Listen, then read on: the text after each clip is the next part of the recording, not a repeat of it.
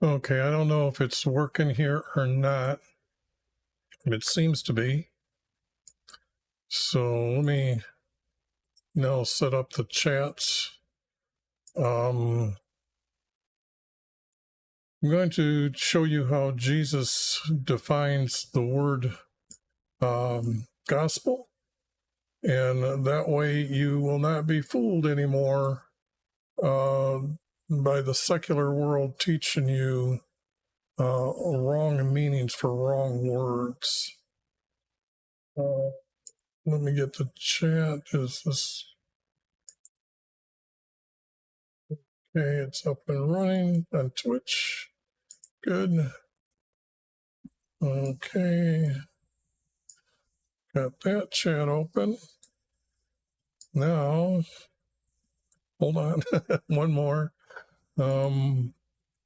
Trying to do this so I'm streaming on YouTube vertically as well. So I'm going to leave their chat over here and go from there. Okay. Now, I took all the verses that have the word gospel in them, and I found that there is no word a gospel in John. Okay. Now, whoops. From these verses, got to edit that. From these verses, we're going to find out what the word gospel means. Now here, I'm going to start with Mark first.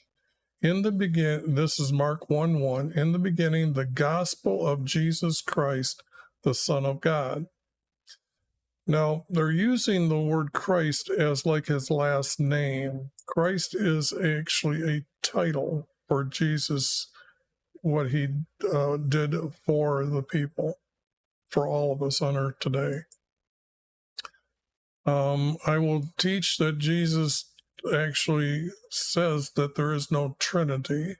So, and I will show you David's words that this by our Creator tell Nathan to David that through his son's seed will become his son, and he will have a kingdom in heaven. And that way, this is why they're trying to fool you by saying he's the Son of God. But you're ignoring the prophecies by our Creator through Nathan. And I will get to that. I'm going to teach about there is no Trinity and use Jesus's own words to define how he understood or how he was teaching. But let's get to this word gospel again here in Mark 1:14. After John had come into custody, Jesus came to Galilee, preaching his gospel of God. Now there's a lot to say what's wrong here. And I better pull up the maps of what I mean by Galilee. This is what they were figured as Galilee, or they're trying to use the word as Galilee. If you're into editing your Bible and crossing out words that are wrong, you can cross out all the words Galilee in the Gospels and put in Israel. And on this side, when it's mentioned, I think it starts with an I changed it to Jordan. Okay. So it's talking about here. Now, what's unique about this area is I believe Jesus was baptized somewhere near this city, Jericho. Okay. And that's because when I took all the verses and stuck them in the best order I could, it shows he was traveling down and then across to get to John. So it has to be somewhere there. And I will explain more of that later or on another video. So he came preaching the gospel of God. This is not true here. And I'm going to show Jesus's own words that's going to clean this up a little bit. But this would be from, and this, Jesus knew his name like everybody else. Oops. At that time. And they were using YHVH, and I'm shortening that down by getting rid of the H's. But this should be the correct word here, and this is the correct word here. Gospel from a YV. Okay, now let's get to Mark 1:15.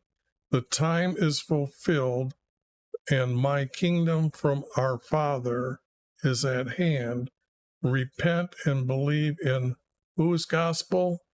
My gospel, Jesus' gospel. So right now we have this definitive that is Jesus's gospel.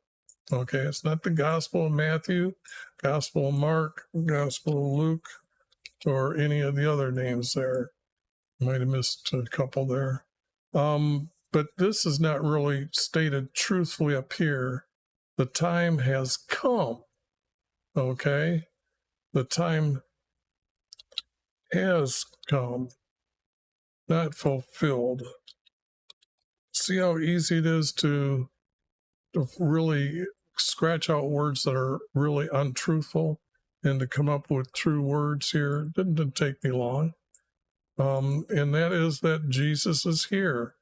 Okay, now the time has come, which they were waiting for Jesus. That's what they were supposed to do. There's a couple kings that said, I will not be able to see Yah in the land of the living. And that means that they gave Jesus a name named Yah, and I will do a video on that too. You need to understand you've been lied to too much. And these videos, I'm now starting to tell you what the true text really says. So it's here, it says that this is Jesus speaking. The time has come, and my kingdom from our Father is at hand. Well, it is near. It's not at hand. It is at near. It's coming soon. He's there, and he's declaring that his kingdom from our Creator is near. Okay, not at hand, is near. Repent and believe in my gospel. So I cleaned that up a little bit so we don't have to worry about how bad the text really, straightening out the text.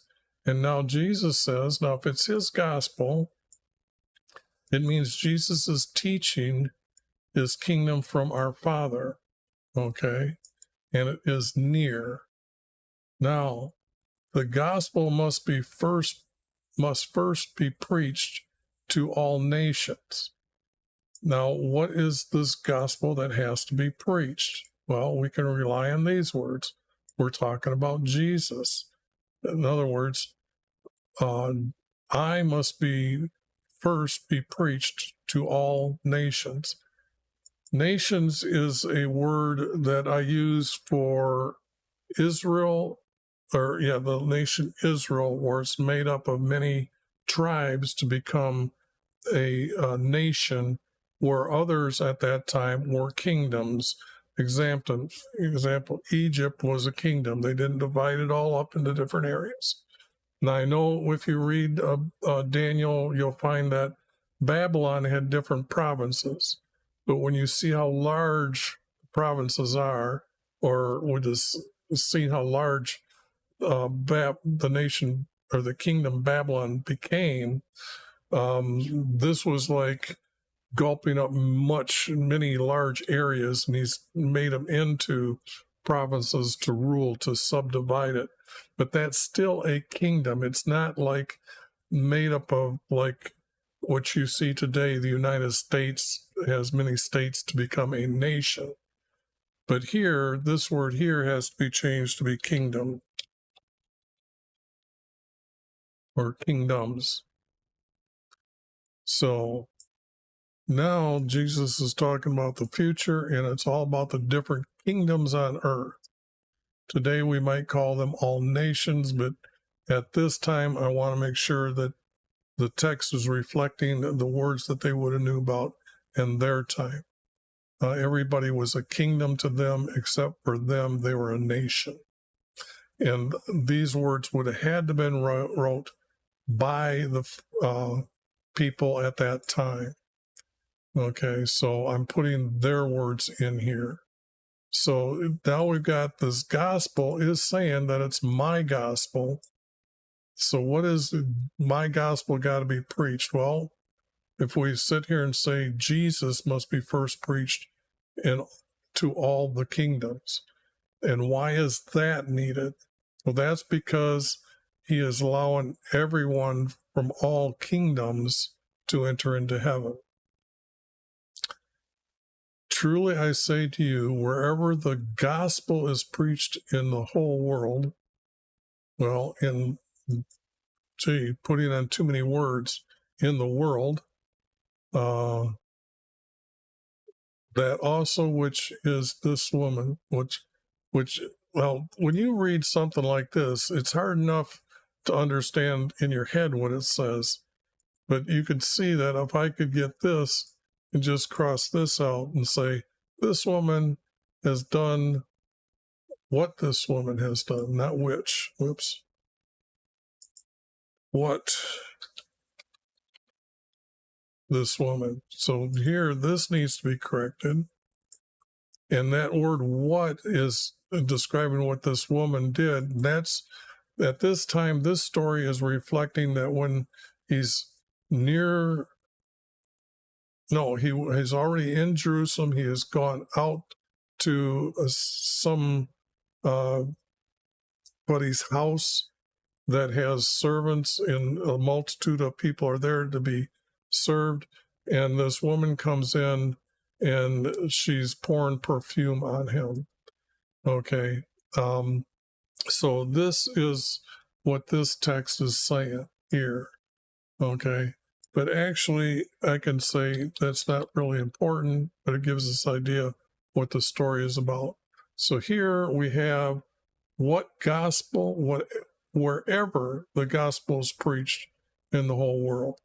Okay, so that's unique to say, make us question what is the gospel about. Okay, and up here, Jesus is saying again, my gospel. The last one in Mark, go into the world and preach the gospel to all creation. Now this word creation really is another lie.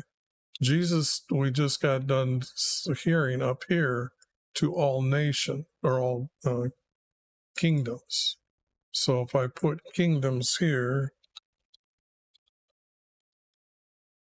now we don't have all creation. To all the, oops,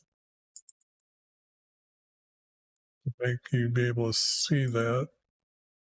Guess I should have brought it up a little higher to see.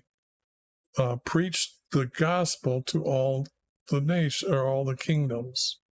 So here again, it kind of, it's this word gospel is saying Jesus is very relied on using the word gospel to mean something of importance. Okay, so is it Jesus's words, or is that what is supposed to be taught or first preached to all the world? And now it's these sending out the disciples, going to the world and preach gospels to all the kingdoms.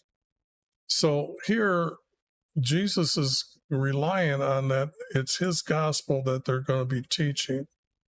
Okay, but it still really doesn't truly define what the word gospel is, except for that it's tied to Jesus. Matthew 2:23. This is just a statement. This is not Jesus saying, proclaiming the gospel of his kingdom and healing of every kind of disease and sickness among the people. So Jesus was going about Israel, the nation Israel, um, on the one side. Okay, over here is where he was traveling. And then it was that he was teaching in their synagogues. This would not be, this is what's wrong with the text. If it's written by Hebrews or the Israelis to pass along his gospel, it should be that it's our synagogues, not their synagogues. Little simple things like this, you should really be trying to correct. And I really feel that if you don't have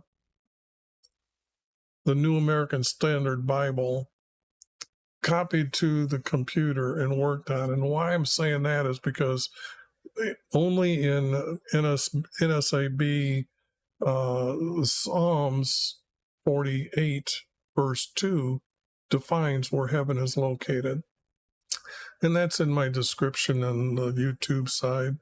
So, but this is what proclaiming the gospel of his kingdom. Now it's getting a little bit more definitive by the writer talking that this gospel is Jesus's gospel of his kingdom and healing of every kind of disease and sickness among our people. So one, he was proclaiming his kingdom, which would be in heaven. Okay. So he's notifying the people here in this verse that I am the one who is to come, who you've been waiting for. I am David's descendant who is going to be given a kingdom. And so he's now proclaiming that his gospel is of his kingdom, which is pretty good.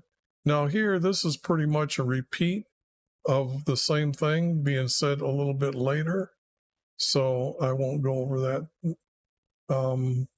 Now in 11, Jesus is saying here in verse 5, the blind receive sight, and the lame walk, and the lepers are healed, and deaf hear, and the dead are raised up, and the poor have the gospel preached to them. Now Jesus is saying that this gospel that he's preaching is the importance of why he's doing these things here is part of his gospel. So when we look up here at these two here, and healing every kind of disease, sickness. Well, here, this is what he's telling John's servant that he was sent to, and he's saying, go tell John this, and the gospel preached to them. So, and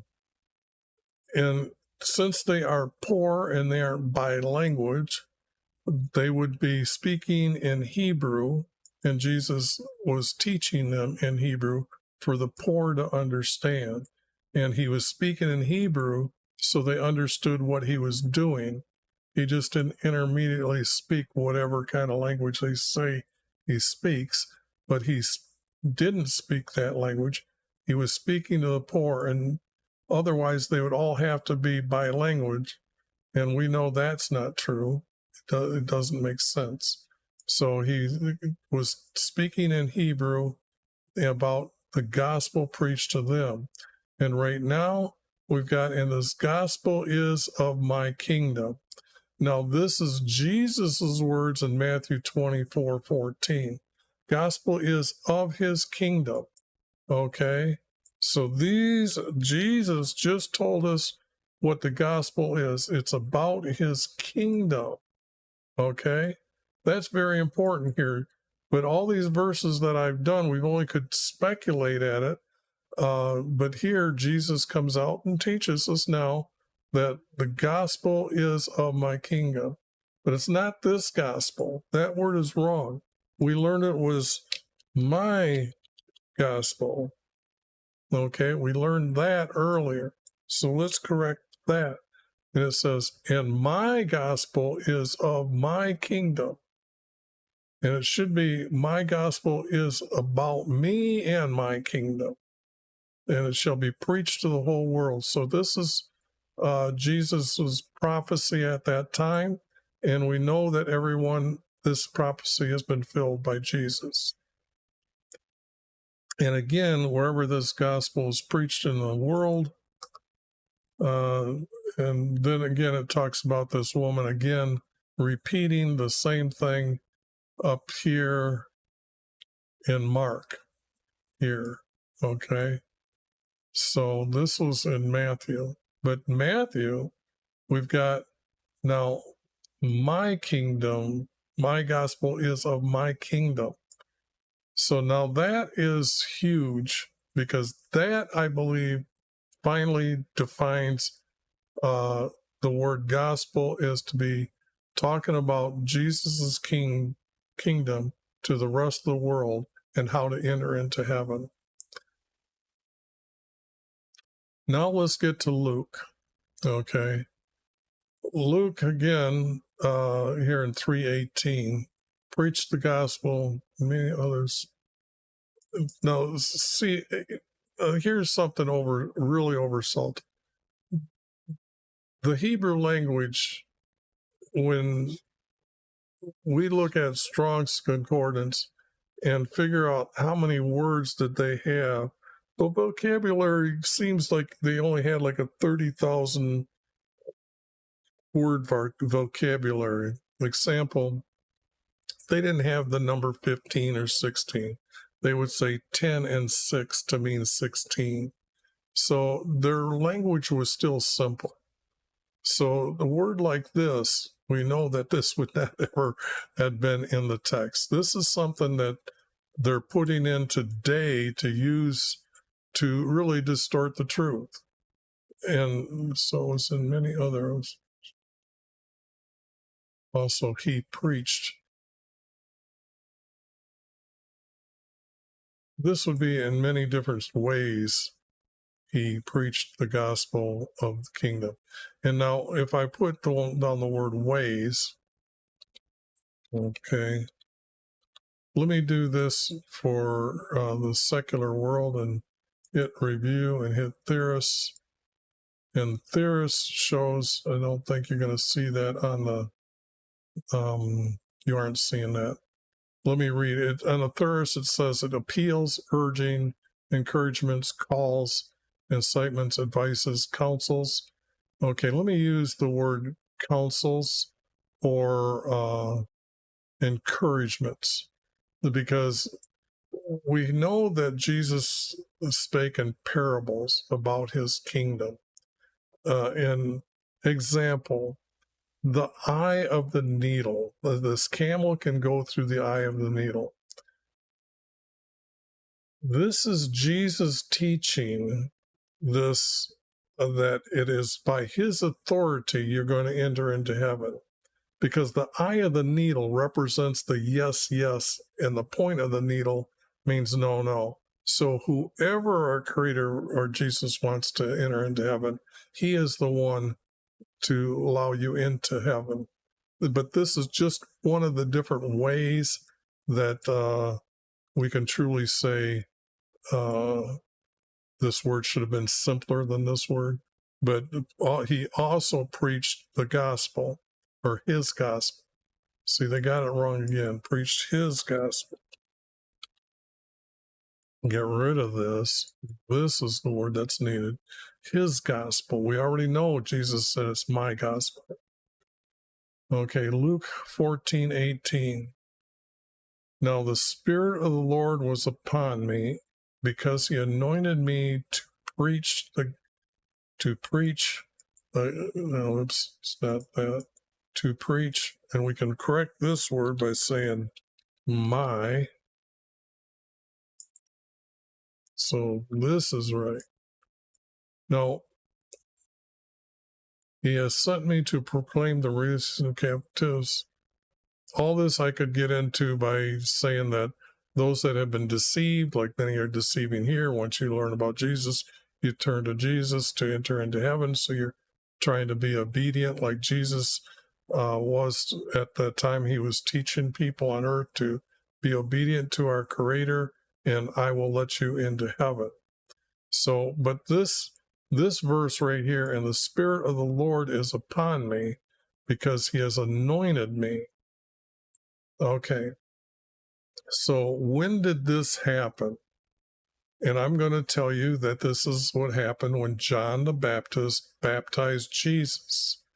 And when Jesus rose up, what happened was the skies opened, which means they could, the blue sky, which is known as our heaven or the third heaven, opened up to see the stars forming. And they knew it was the North Star because the North Star, all the stars make this motion of the mountain in heaven. And I told you a little earlier, the only book that has that truthfulness is the New American Standard Bible, where it says in the far north would have been the North Star. So above the North Star is where heaven is located. So now that the stars would have been pulled out and opened up a little bit, there would have been bright light. And then all of a sudden, that's heaven. And then they seen this spirit. Well, what is spirit? If we go and look at the word spirit, and I'm a little bit more prepared here today, so let me get the word spirit, because a lot of people try to make up their own word spirit. And here, you're going to see the spirit in the New American Standard and in the King James. So, but here I got to do this.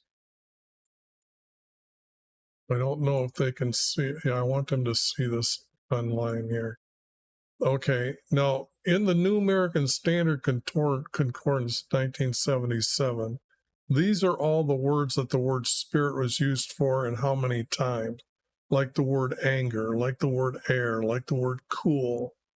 And you can see that some of these things else, which are emotions, are here, but it's breath, okay? Breath was used 31 times, okay? And wind 95 times. So it's things that they could hear but didn't understand its form, like words, like cold, like heat, okay? Now when we come down here to the King James information, it says wind by the resemblance of breath. Okay, and here they've got some of these kind of descriptions, but they also say the resemblance of a spirit, only of a rational being. Well, this would be the soul, like a ghost, okay, or the way I would see it. Now here it is again, air, blast, breath, and this is in Genesis, so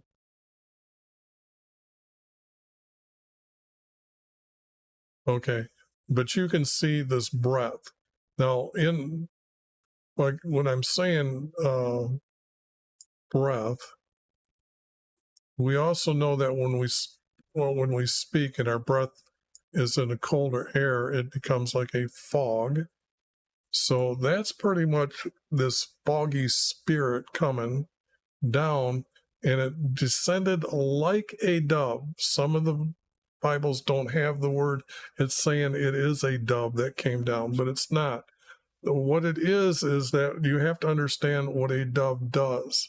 And that is when it's flying, yes, it's flapping its wings, but that's like all birds. But what a dove does before it lands is what's unique, that they leave their wings out for quite a while straight, and they come and they swoop down to descend.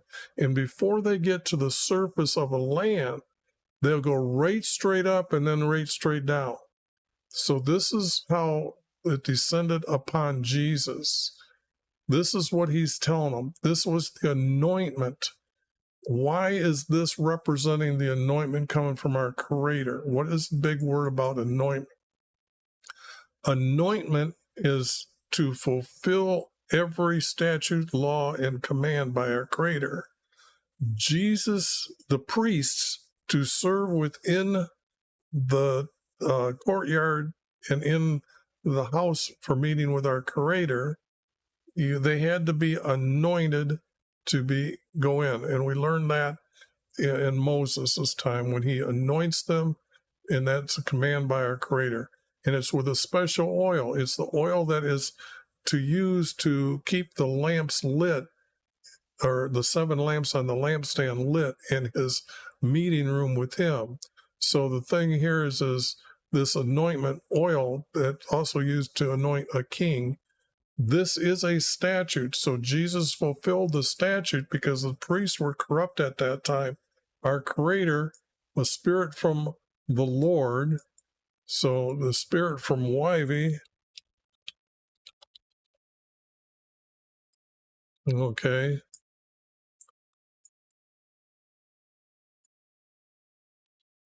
from,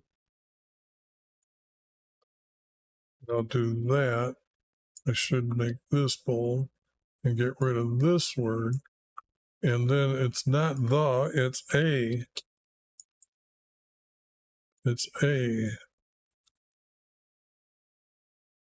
spirit. Okay. And that would be the breath. A breath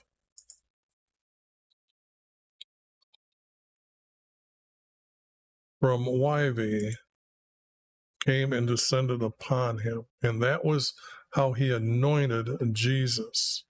Okay. So now that text is cleaned up and you have an understanding that he is now a priest when this happens. And if you notice in the text, after this is done in each of the books, or when this is mentioned, or John baptizes them, what's one of the first things that he does later next in the text after he gets a trial with Satan's going to give him temptations?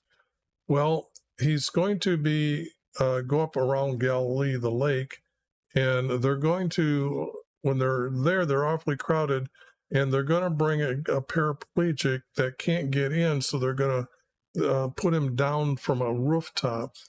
So the thing here is the first thing Jesus does, he says, your sins are forgiven.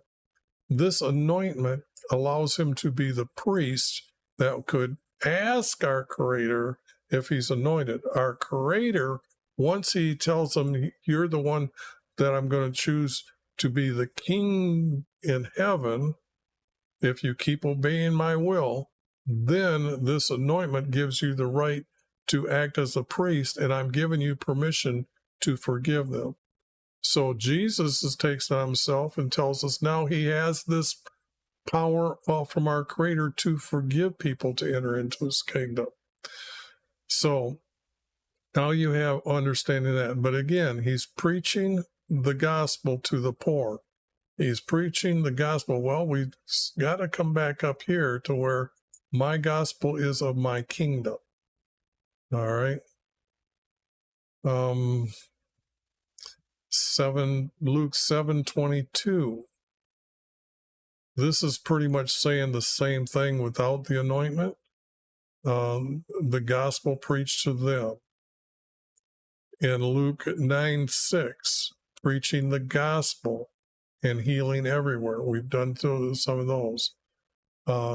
20 verse 1, he was teaching the people in not a temple, but this could be by his courtyard fence gate, or it could have been about the synagogue, and he was preaching the gospel.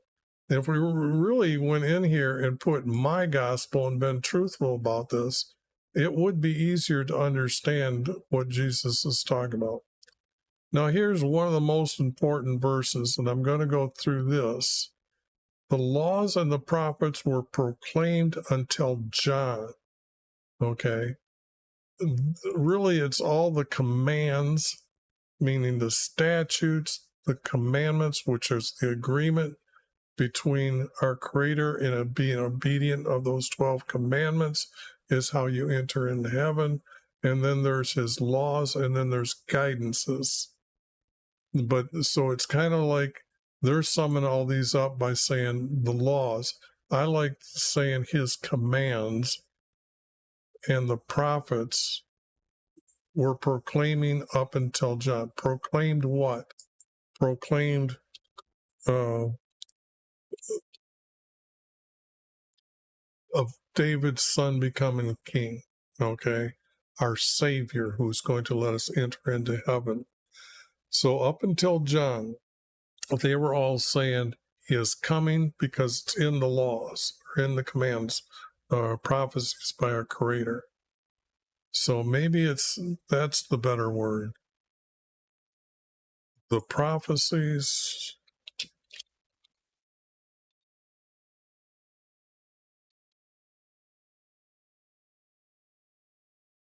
These would be the prophecies by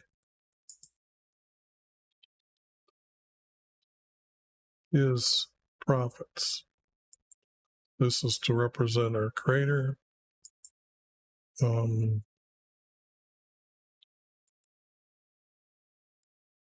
the prophecies by his prophets were proclaiming me. This is words that they added in the 1611 preface. The prophecies by his prophets until John. John was proclaiming he's coming, he's here. That's the difference between all the prophets and John the prophet. John is a prophet, and he's also a Baptist. We titled him as the Baptist, but he is also a prophet. Since then, the gospel of my kingdom from our Father is preached by me, meaning he's going to preach the prophecies. Okay? So the thing here is the prophecies that I can see I've done down here is again.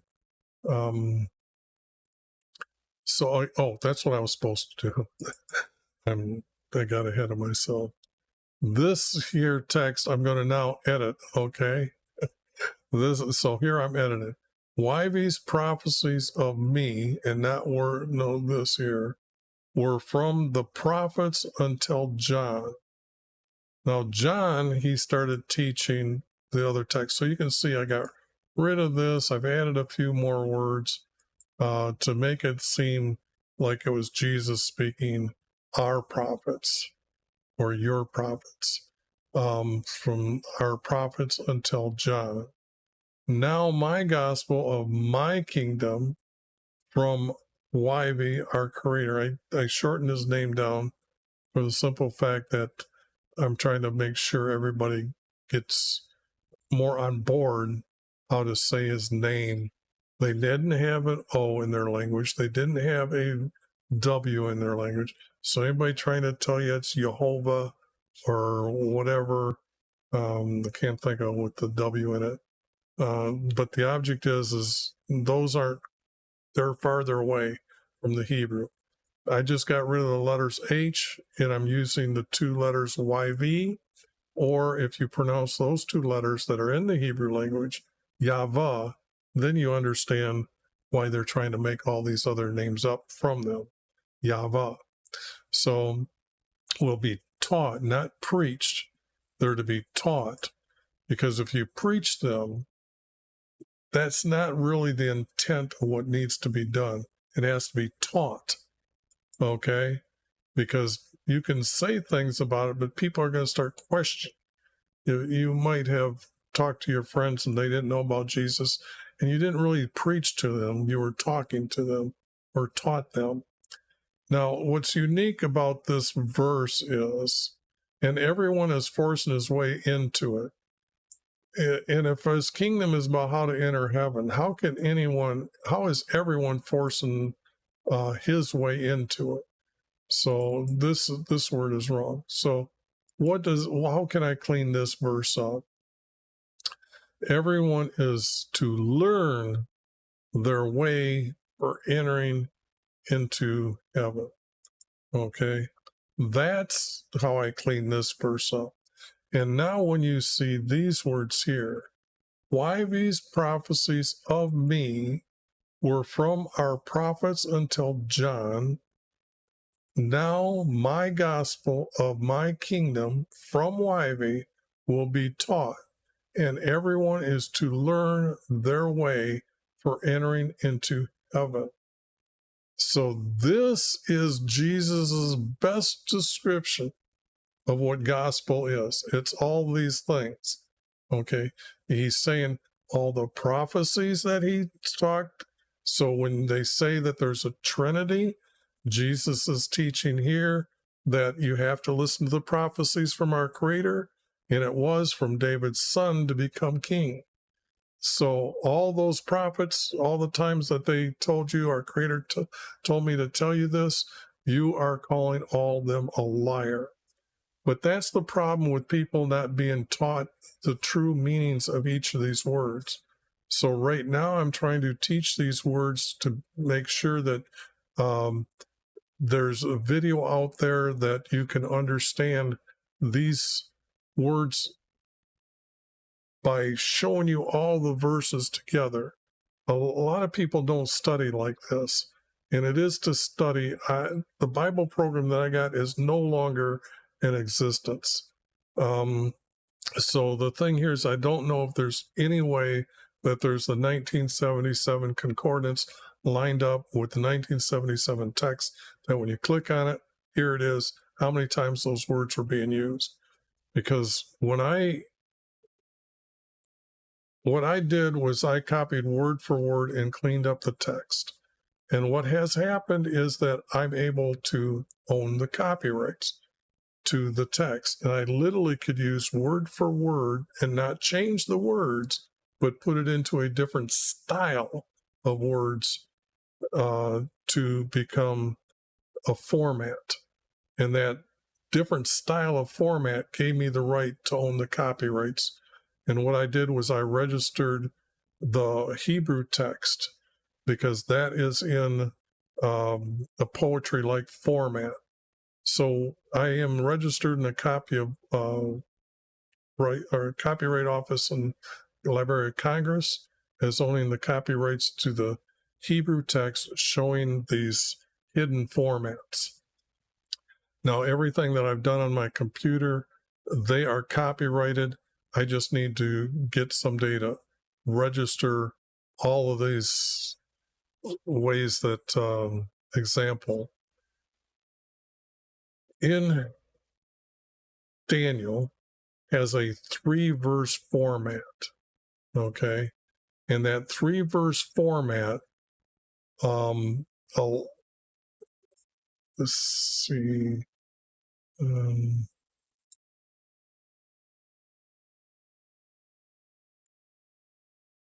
this 3-verse format is very easy to find, okay? Can you see that?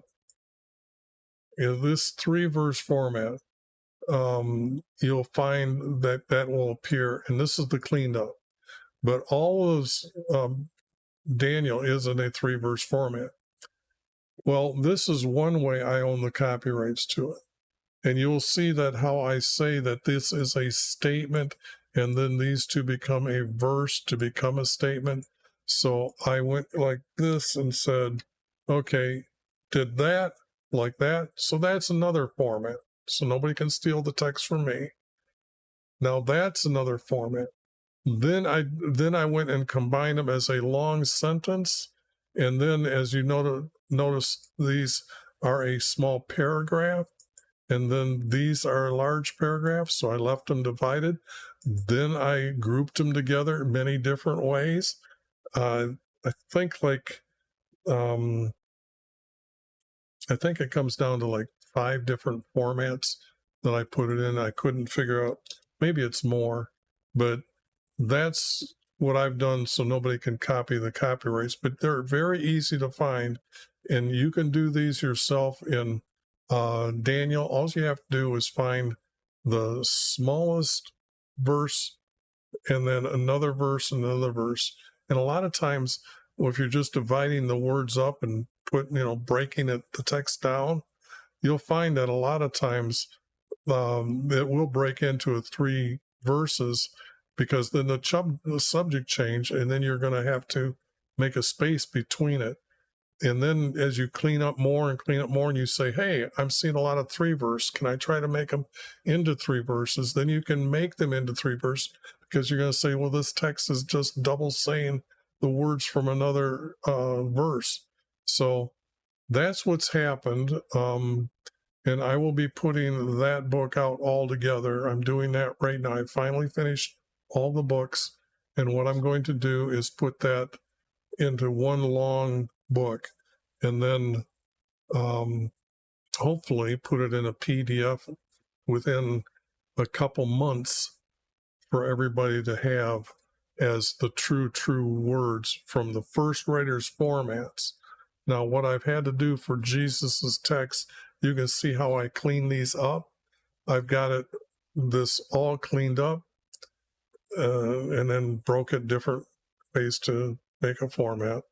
And then I know that there's our creator has a hidden format in there, but that takes a lot of knowledge to know, because to make it repeatable, that everybody's going to get the same grouping of words, whether the word needs to be changed or not, that's going to be different. But to get the grouping of the words to make a verse, there are 3 or 4 different rules that must be followed to actually say that I didn't come up with these formats on my own, but this is what our creator has shown me his formats are like. So on my website, I know I've got that listed. It's something like 8, maybe 10 pages long, because I'm very descriptive of how things have to be in order. But other than that, this video is over with, and I will be trying to teach other words to show you that this is the truth, what this one word really means. And isn't it surprising that Jesus does, when I clean it up a little bit, it's the prophecies of him from the prophets, even up until John. Then John was different, because now he's proclaiming Jesus is here. So that's why this word is here. Now it's my gospel of my kingdom from YV will be taught to everyone everyone is to learn their way for entering into heaven. It's better than everybody trying to force their way into it, okay? But I guess only men can force their way into it. And I should mention this. There is no text in the Hebrew side or in the 4 books, Matthew, Mark, Luke, and John, that say a woman can enter into heaven. Absolutely not. So that book that's why it's corrupt as well. You can't find a sentence that says why women enter into heaven. But here you now see this, which is the answer for the word gospel.